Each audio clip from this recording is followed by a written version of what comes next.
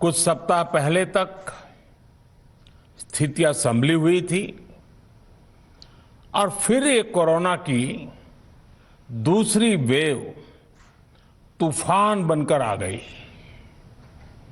जो पीड़ा आपने सही है, जो पीड़ा आप सह रहे हैं, उसका मुझे पूरा एहसास है।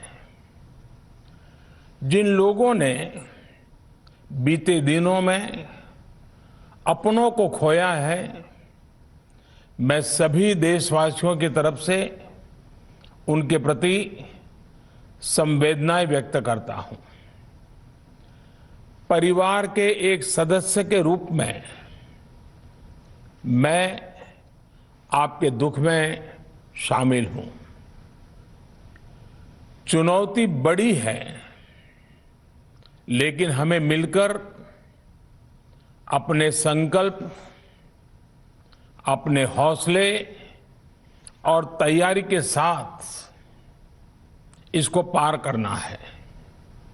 साथियों, अपनी बात को विस्तार देने से पहले मैं देश के सभी डॉक्टरों, मेडिकल स्टाफ, पैरामेडिकल स्टाफ, हमारे सभी सफाई कर्मचारी भाई बहन, हमारे एम्बुलेंस के ड्राइवर्स, हमारे सुरक्षा बल, पुलिसकर्मी, सभी की सराहना करूंगा।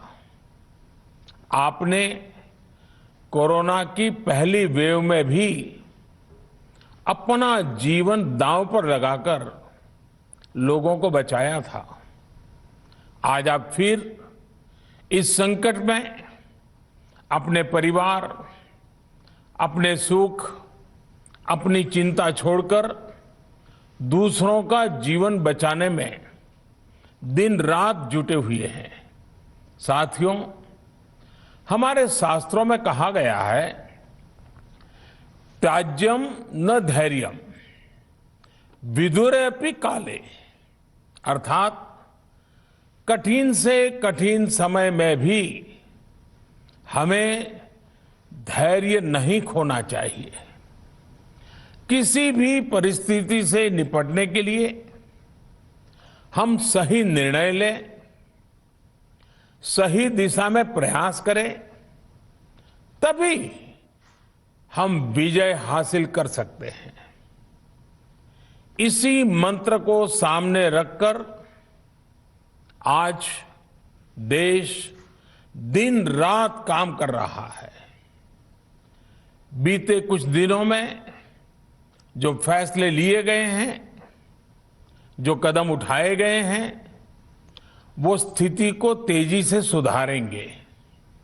इस बार कोरोना संकट में देश के अनेक हिस्से में ऑक्सीजन की डिमांड बहुत ज्यादा बढ़ी है।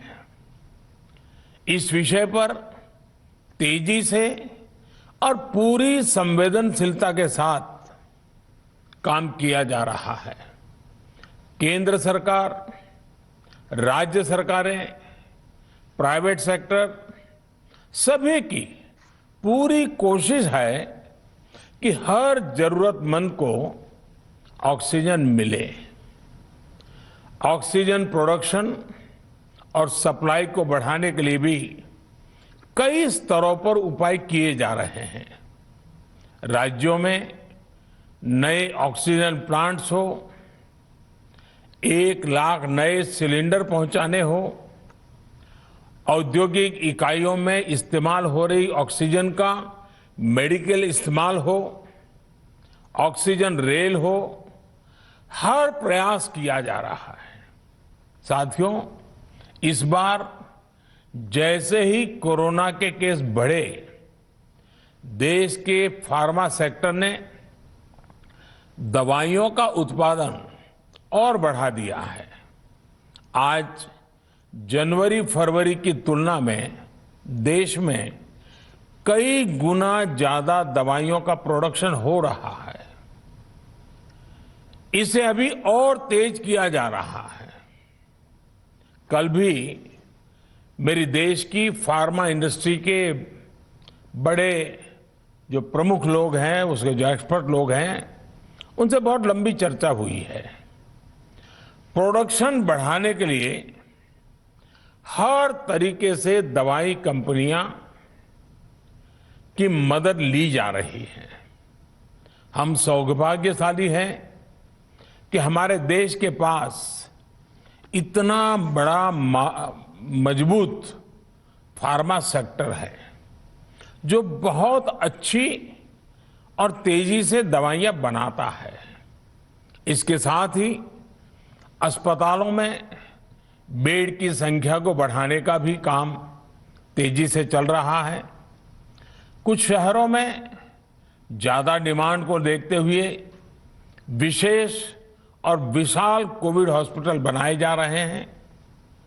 साथियों, पिछले वर्ष जब देश ने कोरोना के कुछ ही मरीज सामने आए थे, उसी समय भारत में कोरोना वायरस के खिलाफ प्रभावी वैक्सीन के लिए काम शुरू कर दिया था।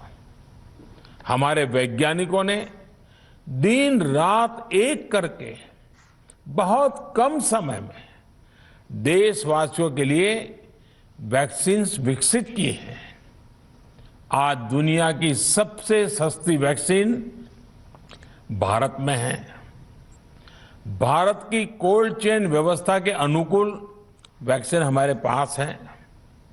इस प्रयास में हमारे प्राइवेट सेक्टर ने इनोवेशन और एंटरप्राइज की भावना का बेहतरीन प्रदर्शन किया है।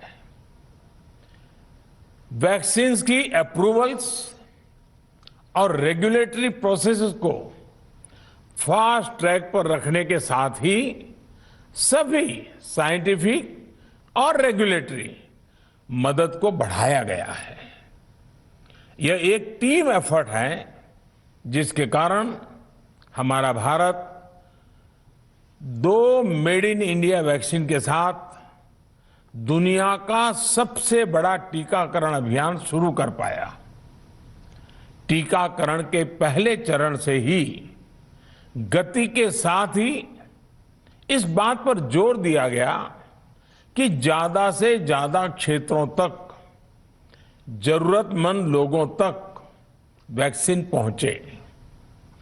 दुनिया में सबसे तेजी से भारत में पहले 10 करोड़, फिर 11 करोड़ और अब 12 करोड़ वैक्सीन डोज दिए गए हैं। आज कोरोना से इस लड़ाई में हमें हौसला मिलता है कि हमारे health care workers, frontline corona warriors और सीनियर सिटीजन्स के एक बड़े हिस्से को वैक्सीन का लाभ मिल चुका है। साथियों, कल ही वैक्सीन को लेकर हुए एक और अहम फैसला भी हमने किया है। 1 मई के बाद से 18 वर्ष के ऊपर के किसी भी व्यक्ति को वैक्सीनेट किया जा सकेगा। अब भारत में जो वैक्सीन बनेगी उसका आधा हिस्सा सीधे राज्यों और अस्पतालों को भी मिलेगा। इस बीच गरीबों, बुजुर्गों, निम्न मध्यम वर्ग के लोग 45 वर्ष की आयु के ऊपर के व्यक्तियों के लिए केंद्र सरकार का जो वैक्सीन कार्यक्रम चल रहा है वो भी उतनी ही तेजी से जारी रहेगा। पहले की तरह ही सरकारी अस्पतालों में मुफ्त वैक्सीन मिलती रहेगी, जिसका फायदा, जैसा मैंने कहा, हमारे गरीब परिवार हो, हमारे मध्यम वर्ग, निम्न मध्यम वर्ग के परिवार हो, वो उनका लाभ उठा सकेंगे। साथियों, हम सभी का प्रयास जीवन बचाने के लिए है, और जीवन बचाने के लिए तो है ही, प्रयास से भी ये है कि आर्थिक गतिविधियां और आजीविका कम से कम प्रभावित हो, प्रयास का तरीका यही रखा जाए। वैक्सीनेशन को 18 वर्ष की आयु के ऊपर के लोगों के लिए ओपन करने से शहरों में जो हमारे वर्कफोर्स है उसे तेजी से वैक्सीन उपलब्ध होगी। राज्यों और केंद्र सरकार के प्रयासों से श्रमिकों को भी तेजी से वैक्सीन मिले लगेगी। मेरा राज्य प्रशासन से आग्रह है कि वो श्रमिकों का भरोसा जगाए रखे। उनसे आग्रह करें कि वो जहां है वहीं रहे।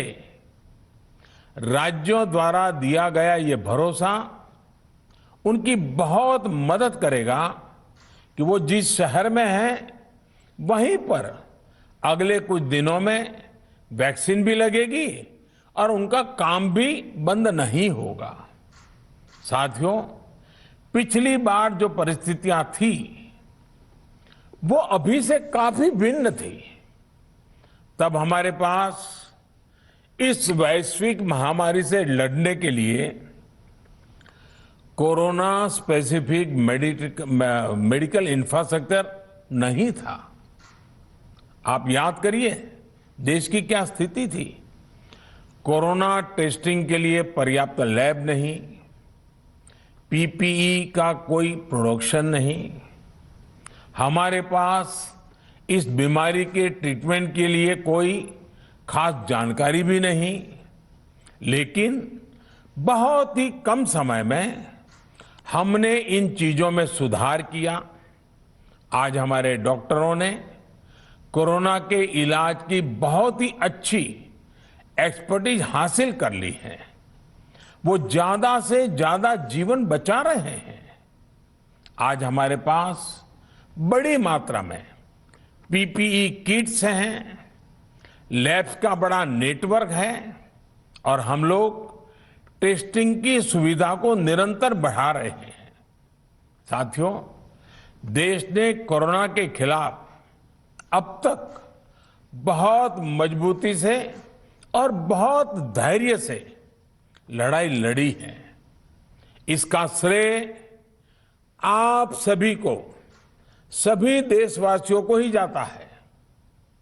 अनुशासन और धैर्य के साथ कोरोना से लड़ते हुए आप देश को यहां तक लाए हैं।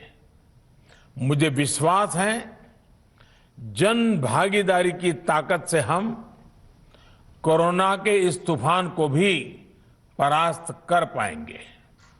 आज हम अपने चारों ओर देख रहे हैं कि कैसे कई लोग, कई सामाजिक संस्थाएं जरूरतमंदों तक मदद पहुंचाने में दिन रात जुटे हैं।